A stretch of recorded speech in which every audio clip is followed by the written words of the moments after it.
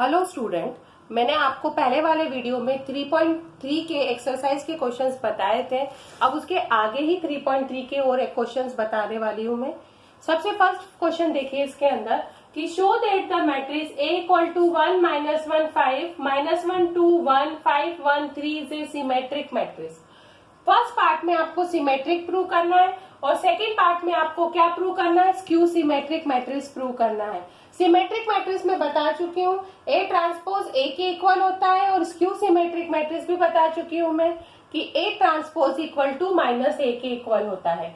सबसे फर्स्ट हम first part solve करेंगे। फर्स्ट पार्ट आपके पास दे रखा है कि we have A equal to आपकी वैल्यू दे रखी है 1 -1 5 -1 2 1 5 1 3 ये दे रखा है आपके पास। इसको किस में कन्वर्ट करना है, आपको ट्रांसपोज करना है। तो A ट्रांसपोज इक्वल टू आपके पास वैल्यू आ गई है। ये पूरी जो रो है ये किस में कन्वर्ट होगी, कॉलम में। तो 1 -1 5 फिर -1 2 1 5 1 3। देखो ये वाला मैट्रिक्स जो आपने क्वेश्चन में ले रखा था ये A ट्रांसपोज के इक्वल दे रखा है। तो आपके पास प्रूव हो गया है A equal to A dash मतलब A ट्रांसपोज। तो आप क्या लिखोगे, इज अ सिमेट्रिक मैट्रिक्स। इसको क्या कहते हैं हम, सिमेट्रिक मैट्रिक्स कहते हैं। अच्छे से इनको ध्यान रखिए, छोटे छोटे क्वेश्चन है, 1 मार्क्स में भी आ सकते हैं, ऑब्जेक्टिव में भी आ सकते हैं, फिर इन द ब्लैंक्स में भी पूछे जा सकते हैं। तो इस टाइप के क्वेश्चन को ध्यान रखने की चीज है कि A दे रखा है, ट्रांसपोज किया तो वो A के इक्वल ही आया, तो सिमेट्रिक मैट्रिक्स हो गया। अब इसका सेकंड पार्ट देखिए। सेकंड पार्ट आपके पास दे रखा है कि A इक्वल टू वैल्यू दे रखी है 0 1 -1 -1 0 1 1 -1 और 0 दे रखा है। ये दे रखा है। इसका सबसे फर्स्ट हम क्या करेंगे, ट्रांसपोज करेंगे। ट्रांसपोज करते से ये पूरी रो किसमें कन्वर्ट हो जाएगी, कॉलम में। 0 1 -1 -1 0 1 1 -1 और 0। अब देखिए क्या ये A डैश के इक्वल दे रखा है, क्या नहीं दे रखा हुआ है। यदि इसमें से माइनस कॉमन निकालते हैं तो ये इक्वल हो सकता है। तो देखिए A डैश लिखा हमने, इसमें से ओवरऑल में से माइनस कॉमन निकाला, आपकी वैल्यू बची 0। ये माइनस कन्वर्ट हो गया प्लस में, ये प्लस कन्वर्ट हो गया माइनस में। ठीक है, ये प्लस माइनस में और ये माइनस प्लस में कन्वर्ट हो गया। माइनस प्लस में, ये माइनस में और ये 0 में।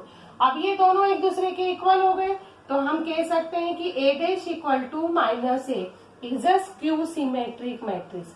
कौन सा सिमेट्रिक मैट्रिक्स है ये, स्क्यू सिमेट्रिक मैट्रिक्स है। अच्छे से ध्यान रखिए, सिमेट्रिक में माइनस नहीं आता है और स्क्यू सिमेट्रिक में क्या आता है, माइनस की कैटेगरी आती है।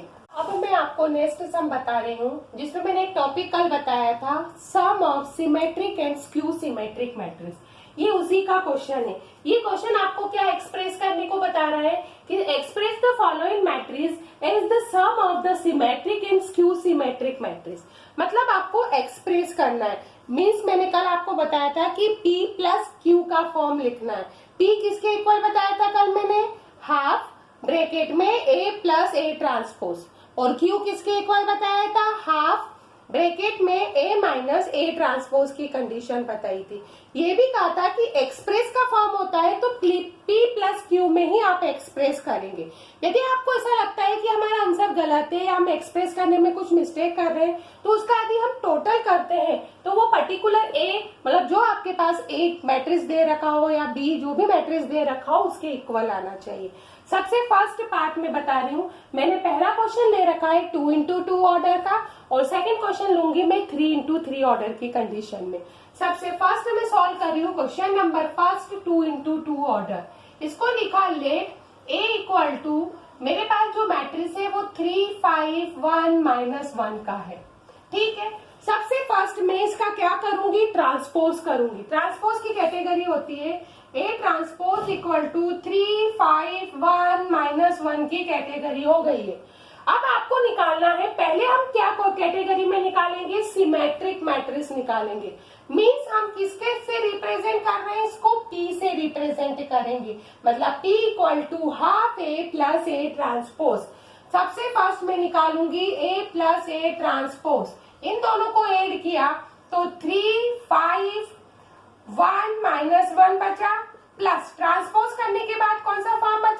3, 1, 5 माइनस 1, दोनों को ऐड करूंगी तो मेरी वैल्यू कितनी आ रही है? 3 प्लस 3 तो होता है 6, 5 प्लस 1 भी होता है 6, 1 प्लस 5 भी होता है 6, माइनस 1 और माइनस 1 होता है माइनस के 2। ओके, अब मैंने इसमें पहला फॉर्म आपको निकालना था P इक्वल टू क्या होता है? Half A plus A transpose. ठीक है, अब इसमें यदि हाफ का मल्टीप्लाई किया तो वैल्यू कितनी आएगी? हाफ 6 प्लस 6, फिर आ गई 6 माइनस 2। ठीक है, आप चाहे तो हाफ का मल्टीप्लाई करके लिख दीजिए या बाद में हाफ का मल्टीप्लाई कर सकते हैं। हाफ का मल्टीप्लाई करेंगे तो ये 3 हो गया, ये भी 3 हो गया, ये भी 3 हो गया और ये वैल्यू कितनी आ गई है? माइनस 1।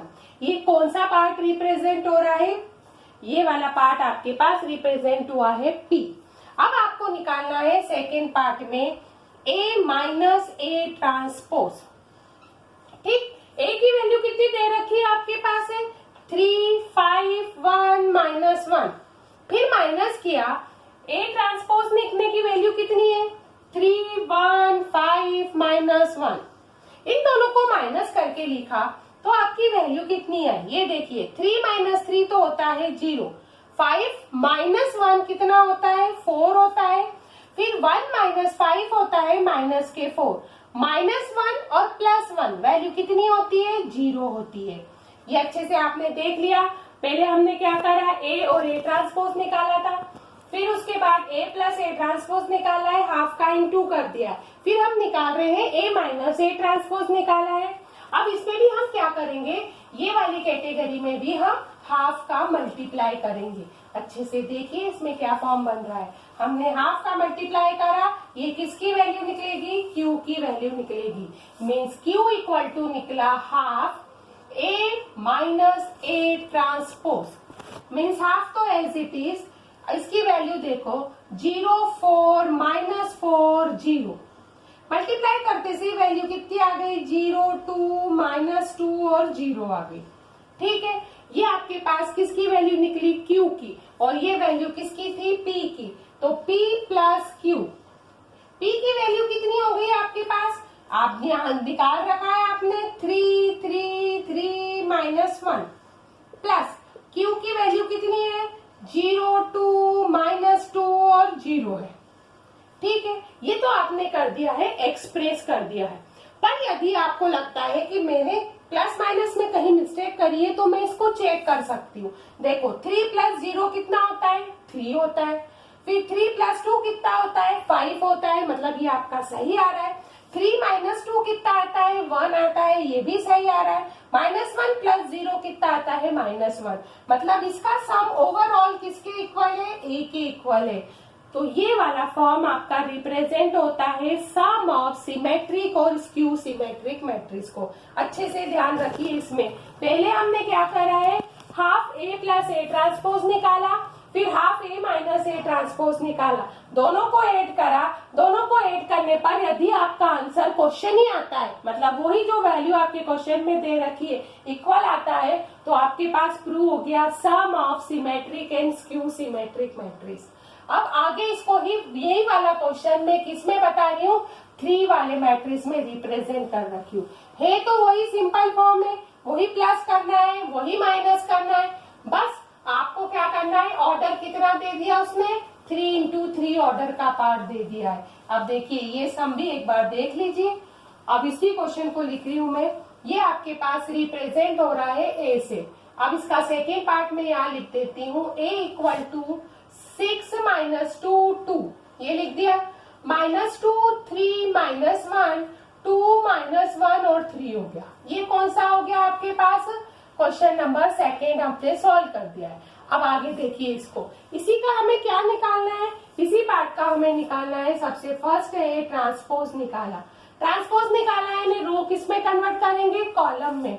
6 माइनस 2 2 हो गया, माइनस 2 3 माइनस 1 हो गया, 2 माइनस 1 और 3 हो गया हमारे पास ट्रांसपोज।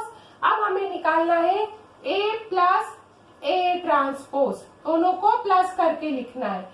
तो ये आ गया 6 माइनस 2 2 -2 3 -1 2 -1 3 हो गया, प्लस अब इसी फॉर्म में देखिए सेकेंड ए ट्रांसपोज निकालने के लिए वैल्यू क्या लिखी हमने, सेम ही है फॉर्म, तो 6 -2 2, उसके बाद -2 3 -1, फिर 2 -1 और 3 हो गया। ठीक है, यही वैल्यू आ गई। इन दोनों को मैंने सम करा है, सम करने के बाद 6 + 6 तो होता है 12 होता है, -2 होता है माइनस का 4, 2 + 2 होता है 4, ये वैल्यू आ गई आपके पास। अब आगे का फॉर्म देखो, -2 होता है माइनस का 4, 3 + 3 होता है 6, -1 होता है माइनस का 2। ठीक है, 2 + 2 तो हो गया है 4, -1 होता है -2, 3 + 3 होता है 6। ये किसकी वैल्यू निकली, A + A ट्रांसपोज की। अब इसमें भी P रिप्रेजेंट होता है हाफ A + A ट्रांसपोज की कंडीशन में। हाफ तो एज इट इज लिख दिया मैंने और A + A ट्रांसपोज की वैल्यू लिख दी है, ये आ गई है 12, माइनस का 4 ये हो गया 4। ठीक है, ये माइनस का 4, 6 माइनस का 2 4 माइनस का 2 6। अब मैं इसमें हाफ का मल्टीप्लाई करती हूँ तो कितना आ जाएगा, 12 में 2 का डिवाइड लगाया 6, 4 में लगाया तो -2, +4 में लगाया तो +2 आ गया, इसमें लगाएंगे तो -2, फिर ये 3, ये माइनस का 1 हो गया, ये हो गया 2, ये हो गया माइनस का 1 और ये वैल्यू कितनी आ गई 3। ठीक है, ये किसकी वैल्यू निकली है, P की वैल्यू फाइंड हो गई है। अच्छे से ध्यान रखा, A लिखा, फिर A ट्रांसपोज किया, फिर उसको प्लस करके वैल्यू लिखी, हाफ का मल्टीप्लाई किया, यानी P के फॉर्म में एक्सप्रेस हो गया। अब आगे वाली कैटेगरी में इसमें किसकी बता रही हूँ, आगे वाला फॉर्म अच्छे से देखिए, प्लस के प्लेस पर अब मैं क्या यूज करूंगी, माइनस की कैटेगरी यूज करूंगी। किसकी यूज करूंगी मैं, माइनस की।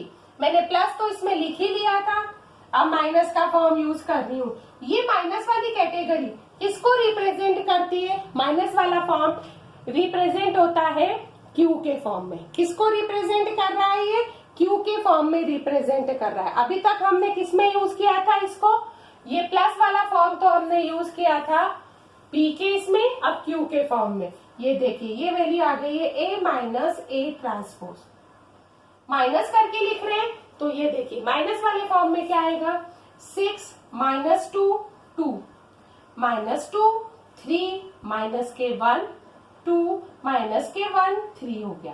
ठीक, बीच में साइन लगाया माइनस का, फिर A ट्रांसपोज लिखा, 2 -2 2 ये लिख दिया, ये माइनस का 2 3 माइनस का 1 2 माइनस का 1 और 3 लिखा। ठीक है, सबसे पहले हमने माइनस करके वैल्यू लिखेंगे तो 6 - 6 कितना होता है, 0 होता है, -2 + 2 कितना होता है, 0 होता है। ठीक है, फिर 2 - 2 कितना होता है, 0 होता है, -2 + 2 कितना होता है, 0 होता है, 3 - 3 कितना होता है, 0 होता है, -1 + 1 कितना होता है, 0 होता है, 2 - 2 कितना होता है, 0 होता है, -1 + 1 कितना होता है, 0 होता है, 3 - 3 कितना होता है, 0 आता है। मतलब ये पूरा मैट्रिक्स सॉल्व करने पर कितना हो गया, नल मैट्रिक्स या जीरो मैट्रिक्स के पार्ट को रिप्रेजेंट कर रखा है। अब इसमें भी देखिए Q = कितना होता है, हाफ A - A डैश, मतलब ट्रांसपोज की कंडीशन। अब हाफ का भी आप इंटू कर रहे हो तो क्या फर्क पड़ रहा है, 0 0 0 0 0 0 0 0 0, तो भी आपका मैट्रिक्स कितना आएगा, 0 0 0 0 0 0 0 0 0।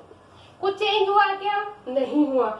अब आपके पास आपको एक्सप्रेस करना है वैल्यू। एक्सप्रेस की कैटेगरी क्या होती है, एक्सप्रेस का फॉर्म होता है, आपके पास दे रखा है कि P + Q निकालना है। ये Q निकल गया था, ये P निकल गया है। अब देखो P + Q, P की वैल्यू कितनी दे रखी है, 6 - 2 2 -2 3 -1 2 -1 3।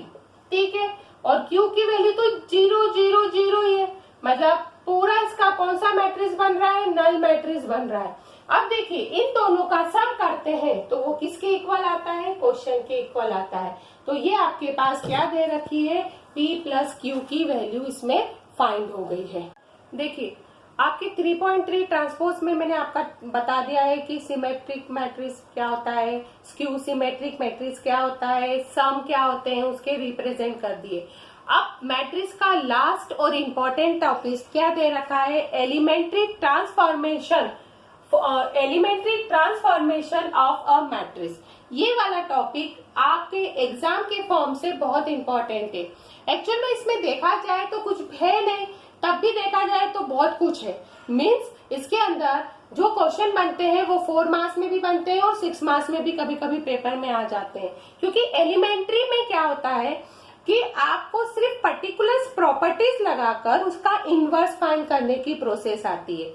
देखा जाए तो आपके पास इनवर्स फाइंड करने की जो प्रोसेस होती है वो पहली सबसे फर्स्ट मेथड ही इसमें दिखा रखी है। फिर जब हम आगे के चैप्टर पढ़ेंगे डिटर्मिनेंट, उसमें भी अलग होती है प्रोसेस, जब आप इनवर्स फाइंड किया जा सकता है। तो इसका सबसे फर्स्ट और इम्पोर्टेंट मोस्ट इम्पोर्टेंट टॉपिक यही है, elementary transformation of a matrix. अब देखिए इसके अंदर क्या होता है, सिंपल सा फॉर्म है कि 3 प्रॉपर्टीज लगाना है और पूरा क्वेश्चन सॉल्व कर सकते हैं। जो एलिमेंट्री ट्रांसफॉर्मेशन वाला फॉर्म रहता है मैट्रिक्स फाइंड करने का, इसमें क्या होता है कि या तो पूरा रो ऑपरेशन एक साथ लगाया जाता है या पूरा कॉलम ऑपरेशन लगाते हैं। मीन्स रो और कॉलम हमेशा एक दूसरे के साथ मिक्स करके नहीं लिख सकते हैं कि एक रो लगा दिया तो सेकेंड हमने कॉलम लगा दिया। इसमें क्या है, यदि पहली बार हमने रो लगाया है तो हमें रो ही मैट्रिक्स लगाना पड़ेगा। यदि हमने स्टार्टिंग कॉलम से कर रखी है तो कॉलम मैट्रिक्स लगाना पड़ता है। यदि पर्टिकुलर क्वेश्चन में ही दे रखा है कि आपको यूजिंग रो ऑपरेशन लगाना है या यूजिंग कॉलम ऑपरेशन लगाना है तो आपको पर्टिकुलर वही मेथड को फॉलो करना पड़ेगा। यदि ये कुछ भी नहीं लिखा है, सिर्फ लिखा है find the inverse using the elementary transformation of a matrix, इसका क्या मतलब आपके पास दे रखा हुआ है कि आपको कोई भी रो लगाओ चाहे कॉलम लगाओ, पर रो लगा रहे हो तो पूरी रो कंप्लीट होगी और कॉलम लगा रहे हो तो पूरी कॉलम कंप्लीट होगी। ये आपको अच्छे से इसमें ध्यान रखना है। यदि इसके क्वेश्चन छोटा 2x2 ऑर्डर का बनता है तो 2 मार्क्स से ज्यादा का नहीं होता है। यदि क्वेश्चन का लेवल थोड़ा सा बढ़ जाता है 3x3 ऑर्डर में, क्योंकि उसमें ऑपरेशन थोड़े ज्यादा लगाने पड़ते हैं, तो वो क्वेश्चन 4 मार्क्स में भी पूछे जा सकते हैं। देखिए अब इसका फर्स्ट प्रॉपर्टी देखिए, इंटरचेंज ऑफ एनी 2 रोज और कॉलम। इसका मतलब है कोई भी 2 रो को या कॉलम को हम इंटरचेंज कर सकते हैं। इंटरचेंज का मतलब होता है, सिंपल फॉर्म में हम देखा जाए तो हम लिखते हैं कि R1 इंटरचेंज R2, या हमने लिखा है C1 इंटरचेंज C2। मतलब R1 को हम इंटरचेंज कर रहे हैं R2 के फॉर्म में। यदि हम मैट्रिक्स के फॉर्म में देखा जाए तो फर्स्ट रो हम सेकेंड रो में लिखेंगे तो सेकेंड रो किस में लिखेंगे, फर्स्ट रो में लिखेंगे। तो ये वाला जो साइन होता है, ये साइन रिप्रेजेंट होता है इंटरचेंज का। तो ध्यान रखना, इंटरचेंज ऑफ एनी 2 रोज और कॉलम, मतलब कोई भी 2 रो को आप इंटरचेंज कर सकते हैं, किसी भी 2 कॉलम को आप क्या कर सकते हो, इंटरचेंज कर सकते हो। सेकेंड प्रॉपर्टी अच्छे से देखिए, multiplication of all elements of a row और column by a non zero constant. मतलब किसी भी रो में या किसी भी कॉलम में आप कोई भी कांस्टेंट का मल्टीप्लाई कर सकते हैं। जैसे मैं आप RI में चेंज कर रहे हो, मैं चेंज करने के बाद मैंने K लिख दिया, K क्या हो गया है, आपका नॉन जीरो कांस्टेंट हो गया, ये लिख दिया। आप सिंपल में यदि I की जगह से मैंने 1 लिख दिया है तो R1 में मैं मल्टीप्लाई कर रही हूँ, C1 में मल्टीप्लाई कर रही हूँ या C2 में मल्टीप्लाई कर रही हूँ, C3 में मल्टीप्लाई कर रही हूँ। तो ये कौन सा फॉर्म होता है, नॉन जीरो कांस्टेंट का फॉर्म रिप्रेजेंट होता है। थर्ड कैटेगरी देखिए, एडिशन टू और a subtraction from the elements of row columns the corresponding elements of the other row columns multiply by any non-zero scalar। इसका मतलब होता है कि यदि मैं एडिशन कर रही हूँ या सब्ट्रैक्शन कर रही हूँ तो मैं किसी पर्टिकुलर रो में करूंगी या पर्टिकुलर कॉलम में करूंगी। जैसे सिंपल फॉर्म में किया है, मैंने R1 में चेंज किया है। यदि R1 में चेंज कर रही हूँ तो R1 प्लस KR2, मतलब मैं सेकेंड रो के साथ किसी भी कांस्टेंट का मल्टीप्लाई करती हूँ, इन दोनों को ऐड करके लिख सकती हूँ या इन दोनों को सब्ट्रैक्ट करके भी लिख सकती हूँ। तो ये तीन प्रॉपर्टी याद रखना। पहली इंटरचेंज। इंटरचेंज की प्रोसेस क्या होती है? कोई भी रो दूसरे रो से इंटरचेंज कर सकते हैं या कॉलम से इंटरचेंज किया जा सकता है। सेकेंड पार्ट आपके पास दे रखा हुआ है कि multiplication of all elements of row और column by the non zero constant. मतलब किसी भी रो में आप क्या कर सकते हैं, कोई कांस्टेंट का मल्टीप्लाई कर सकते हैं। कांस्टेंट के का मीन क्या होता है? जैसे मैंने 3 ले लिया, -2 ले लिया, हाफ ले लिया, 14 ले लिया, कोई भी नंबर ले लिया। इसलिए मैं यहाँ किससे रिप्रेजेंट कर रही हूँ? एनी कांस्टेंट के से रिप्रेजेंट कर रखी है। थर्ड वाला फॉर्म में एडिशन या सब्ट्रैक्शन। किसी भी एलिमेंट का मैं एडिशन या सब्ट्रैक्शन कर रही हूँ, इसका मतलब है कि मैं किसी दूसरे रो या कॉलम के साथ ऐड करूंगी या सब्ट्रैक्ट करूंगी। तो उसमें ऐसा जरूरी नहीं है कि मैं किसी भी कांस्टेंट का मल्टीप्लाई करूं या कर भी सकती हूँ। ये सिंपल मैं R1 में चेंज किया तो R1 प्लस के R2 किया। कभी कभी होता है कि मल्टीप्लाई की जरूरत ही नहीं पड़ती है, तो हम ये भी लिख सकते हैं कि R1 में चेंज कर रहे हैं तो R1 प्लस R2 लिख दिया, या C1 में चेंज कर रहे हैं तो C1 प्लस C2 लिख दिया। बट इसको सॉल्व करते वक्त एक कैटेगरी याद रखना है, रो को रो के साथ ही लिखना है और कॉलम को किसके साथ लिखना है? कॉलम की कैटेगरी के साथ ही आपको लिखना पड़ेगा। मैंने आपको 3 प्रॉपर्टीज बताई थी इसकी, या आप बोल सकते हैं रूल बता सकते हैं कि ये रूल बताए थे, इंटरचेंजिंग वाली, कांस्टेंट से मल्टीप्लाई वाली, या एडिशन या सब्ट्रैक्शन वाली। अब इसमें क्या होती है? मेथड होती है। इसको क्या बोलते हैं? इन्वर्टिबल मैट्रिक्स भी कहा जाता है। इन्वर्टिबल मैट्रिक्स का मतलब होता है निकालना है वही इनवर्स के फॉर्म में ही है, पर लिखने का टाइप कितना होता है? जैसे लिखा A = IA, मतलब A आपके पास मैट्रिक्स दे रखा है, I मीन्स आपके पास 2 × 2 ऑर्डर का मैट्रिक्स दे रखा हो, तो आप इसको लिखोगे 1 0 0 1, और A मीन्स क्या है? उसका इनवर्स फाइंड करना। सिंपल फॉर्म में याद रखना, ये होती है इसकी मेथड। मेथड की कैटेगरी क्या यूज कर सकते हैं? A = IA, मतलब A दे रखा हुआ है, I की वैल्यू आपको पता है कि 2 × 2 ऑर्डर में क्या होती है, और सिंपल आपको क्या निकालना है? ये वैल्यू फाइंड करनी है। इसको हम किसके थ्रू लिख सकते हैं? इनवर्स के थ्रू फाइंड कर सकते हैं। अब देखिए हम एक एग्जांपल ले रहे हैं, एग्जांपल के थ्रू इसको समझाएंगे। देखना, using elementary transformation find the inverse. ये दे रखा है A = 2 3 5 7 दे रखा हुआ है। आपको क्या फाइंड करना है? Elementary transformation. क्वेश्चन में हमेशा ऐसा लिखा हुआ आएगा कि एलिमेंट्री ट्रांसफॉर्मेशन के थ्रू आपको इनवर्स फाइंड करना है। क्वेश्चन क्या है? A = 2 3 5 7। इसको अच्छे से समझ लीजिए क्योंकि हर टाइप इसी के इंक्लूड आपको सॉल्व करना है। अब देखिए इसके अंदर सबसे फर्स्ट वी हैव A = हमने लिखा IA, ठीक है। A की वैल्यू तो आपके पास क्वेश्चन में दे रखा है 2 3 5 7। ये कौन से ऑर्डर का मैट्रिक्स है? 2 × 2 ऑर्डर का मैट्रिक्स है, तो इसमें I की वैल्यू कितनी आएगी? 1 0 0 1 × A। मतलब इनवर्स फाइंड करना है, इधर जाकर A के इनवर्स के फॉर्म में रिप्रेजेंट होती है, क्योंकि A = IA है। इनवर्स का मतलब क्या होता है? A की पावर -1। इस टाइप से इनवर्स को लिखा जाता है। अब देखिए इसमें एलिमेंट्री ट्रांसफॉर्मेशन में क्या लगाना पड़ता है कि ये जो पार्ट दे रखा है A का 2 3 5 7, ये ओवरऑल कन्वर्ट होना चाहिए 1 0 0 1 के फॉर्म में। किसमें कन्वर्ट होना चाहिए? 1 0 0 1 के फॉर्म में कन्वर्ट होना चाहिए। अब इसमें जो हमने 3 रूल्स बताए थे वो रूल फॉलो होंगे। सबसे फर्स्ट आप इसमें ध्यान रखिए कि किसका और क्या मल्टीप्लाई कर सकते हो। अब देखिए यहाँ पर आपकी वैल्यू कितनी दे रखी है? 2, और यहाँ कितनी है? 1। इसको सबसे फर्स्ट किसमें कन्वर्ट करोगे? 1 में। किसमें कन्वर्ट करोगे? 1 की कैटेगरी में कन्वर्ट करोगे। 1 में कन्वर्ट करने के लिए 2 फॉर्म हो सकता है, या तो मैं किसी भी कांस्टेंट का मल्टीप्लाई कर दूं, या मैं यहाँ पर मल्टीप्लाई करने के बाद सब्ट्रैक्शन भी कर सकती हूँ। जैसे मैंने सबसे फर्स्ट रूल लगाया है, ये देखिए R1 में मैं चेंज कर रही हूँ। ये क्या होता है? चेंज करने की प्रोसेस होती है। R1 मैंने इसमें चेंज किया।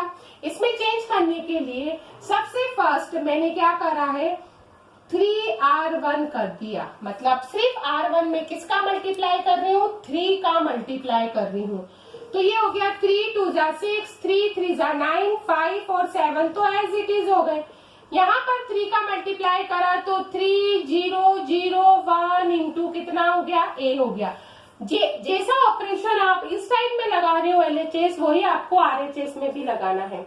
उसके बाद इसको किस में कन्वर्ट करना है, आपको 1 में, यही पार्ट देखकर सॉल्व करना है। R1 में आपने क्या लगाया है, R1 माइनस R2। ये देखिए 6 माइनस 5 कितना होता है, 1 होता है।